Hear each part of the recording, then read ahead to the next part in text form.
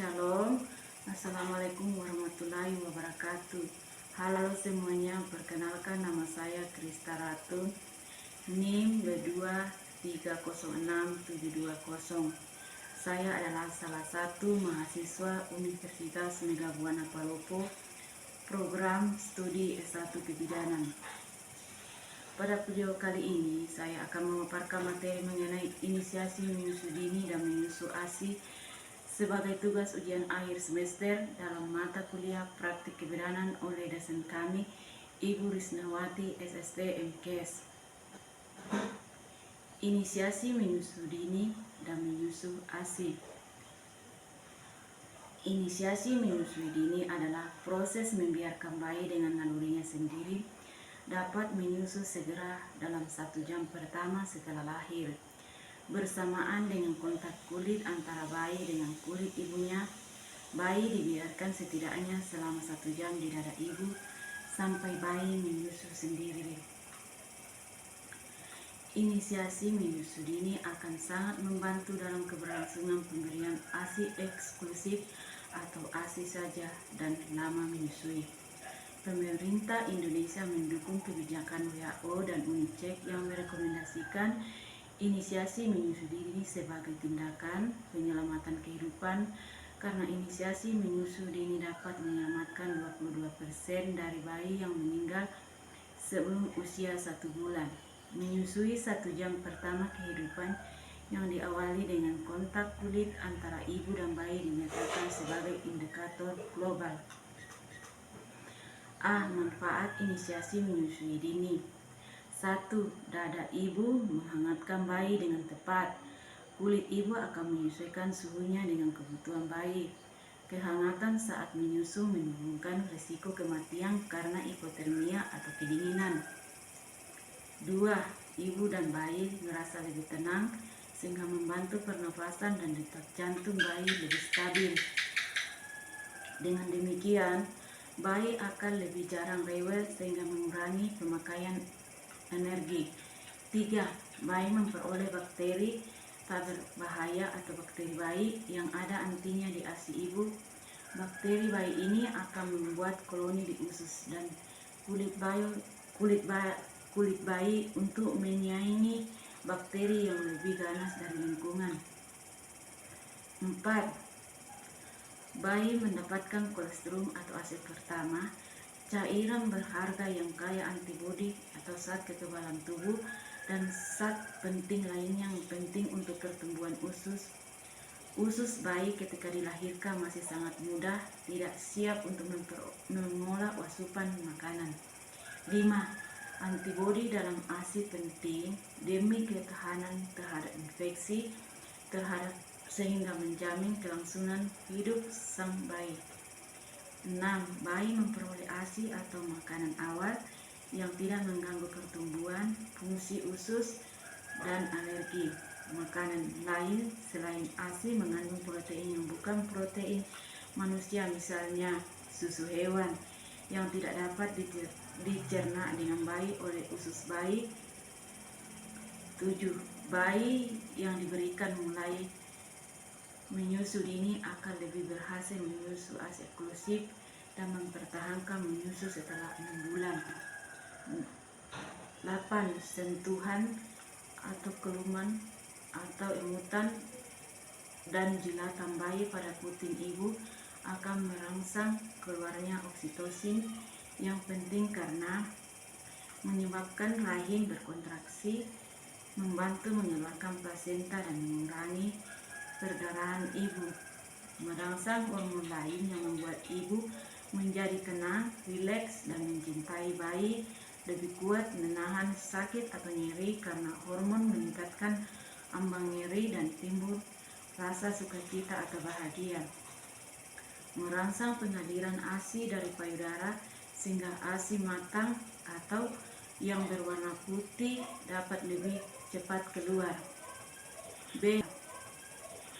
Persiapan melakukan inisiasi menyusui dini.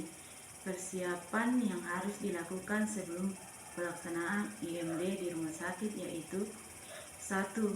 Pertemuan pimpinan rumah sakit dokter kebidanan, dokter anak, dokter anestesi, bidan, tenaga kesehatan yang bertugas di kamar bersalin, kamar operasi, kamar perawatan ibu melahirkan untuk mensosialisasikan rumah sakit sayang ibu. 2.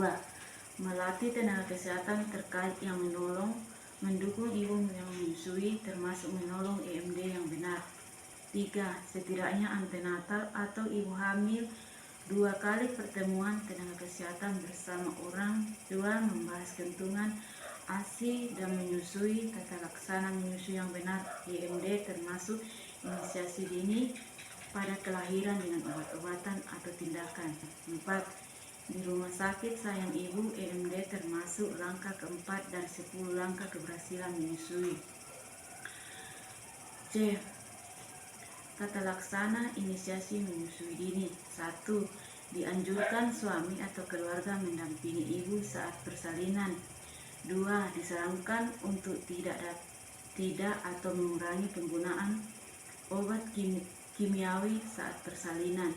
Dapat diganti dengan non-kimiawi, misalnya pijat, aroma, terapi gerakan atau hipnobirthing. 3. Biarkan ibu menentukan cara melahirkan yang diinginkan, misalnya melahirkan tidak normal di dalam air atau dengan jongkok. 4. Seluruh badan dan kepala bayi dikeringkan secepatnya, kecuali kedua tangannya. Lemak putih atau vernix yang menyamankan kulit bayi sebaiknya dibiarkan. 5. Bayi ditengkurapkan di dada atau di perut ibu. Biarkan kulit bayi melekat dengan kulit ibu. Posisi kontak kulit dengan kulit ini dipertahankan minimum 1 jam atau setelah menyusui awal selesai. Keduanya diselimuti, jika perlu digunakan topi bayi. 6. Bayi dibiarkan mencari puting susu ibu. Ibu dapat merangsang bayi dengan sentuhan lembut, tetapi tidak memaksakan bayi ke puting susu. 7. Ayah didukung agar membantu ibu untuk mengenali tanda-tanda atau perilaku bayi sebelum menyusu. Hal ini dapat berlangsung beberapa menit atau 1 jam. Dukungan ayah akan meningkatkan rasa percaya diri ibu. Jika bayi belum menemukan puting payudara ibunya dalam waktu 1 jam, biarkan kulit bayi tetap bersentuhan dengan kulit ibunya sampai berhasil menyusu pertama. 8. Dianjurkan memberikan kesempatan kontak kulit dengan kulit pada ibu yang melahirkan dengan tindakan.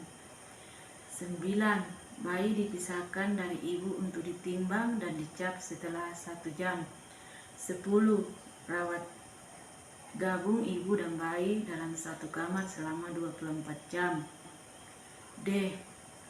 Faktor-faktor yang mempengaruhi pelaksanaan IMD. 1. Kesiapan fisik dan psikologis ibu. 2.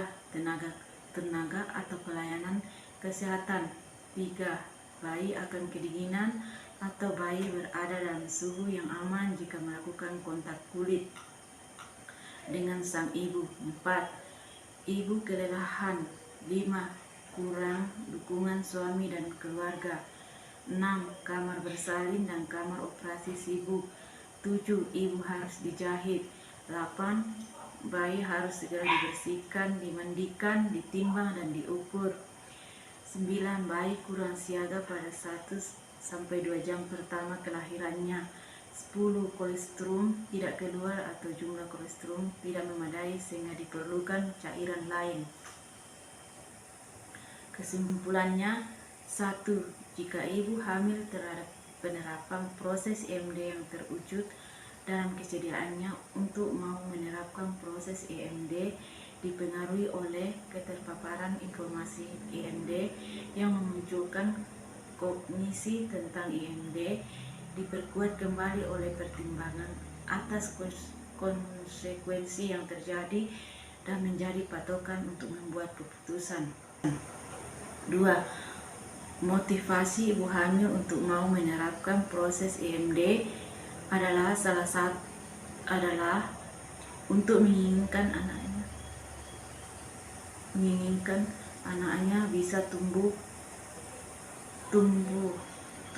dan berkembang sehat menjadi tenaga penggerak yang kuat didasari atas adanya keuntungan yang diberikan. 3. Keyakinan normatif ibu hamil terhadap proses inisiasi menyusui dini ditentukan oleh dua hal, yaitu pengaruh lingkungan sosial terdekat atau keluarga atau suami, serta adanya keterpaparan gambar atau video tentang proses inisiasi menyusui dini sehingga memunculkan interpretasi atau keyakinannya dalam mengambil keputusan untuk mau menerapkan proses MD segera setelah bayi dilahirkan. 4. Kontrol pribadi ibu hamil terhadap kemampuan untuk dapat menerapkan proses MD baik melalui proses persalinan normal maupun sesar didasari atas persepsi akan kemampuan fisik dan mentalnya untuk dapat menerapkan proses EMD yang disesuaikan dengan kondisi kesehatan ibu dan bayi. 5. Niat ibu hamil untuk mau menerapkan proses EMD dipengaruhi oleh selain adanya kebijakan rumah sakit serta fasilitas, tapi juga dipengaruhi oleh adanya dukungan petugas kesehatan.